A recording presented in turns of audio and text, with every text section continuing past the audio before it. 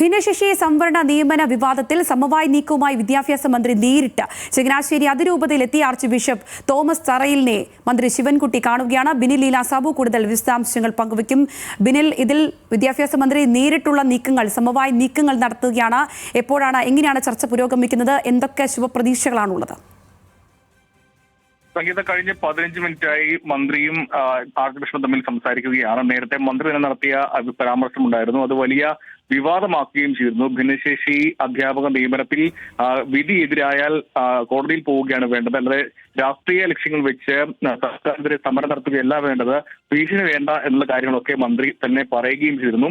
അത് വലിയ എതിർപ്പ് ഈ ക്രൈസ്തവ സഭകൾക്കുണ്ടായിരുന്നു. കത്തോലിക്ക സഭയും ഓർത്തഡോക്സ് സഭയും ഒക്കെ മന്ത്രിയുടെ ആ പരാമർശത്തിനെതിരെ രംഗത്ത് വരികയും ചെയ്തതാണ്. അതിന് പിന്നാലെയാണ് മുഖ്യമന്ത്രി നേരിട്ട് തന്നെ ഫോണിൽ ഈ KCBC വിഷയവുമായി സംസാരിച്ചു, പല സഭാ നേതാക്കളുമായി സംസാരിക്കുകയും ചെയ്തു. പിന്നാലെയാണ് മന്ത്രി നേരിട്ടെത്തി ഒരു കൂടിക്കാഴ്ച നടത്തുന്നത്. 15 മിനിറ്റ് മുമ്പാണ് ചങ്ങനാശ്ശേരിയിലെ അതിരൂപത ആസ്ഥാനത്തേക്ക് മന്ത്രി വി ശിവൻകുട്ടി എത്തിയത്.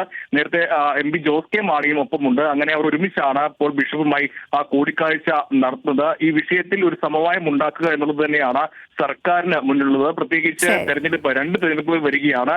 കത്തോലിക്ക കോൺഗ്രസ് ഉൾപ്പെടെ പറയുകയും ചെയ്തിരുന്നു, നിലപാട് നിർത്തിയില്ലെങ്കിൽ ആ തെരഞ്ഞെടുപ്പിൽ പ്രതിഫലിക്കുമെന്നായിരുന്നു അവർ പറഞ്ഞിട്ടുണ്ടായിരുന്നു. കൂടിക്കാഴ്ച ഇപ്പോൾ തുടരുകയാണ്. ശരി ബിനിൽ.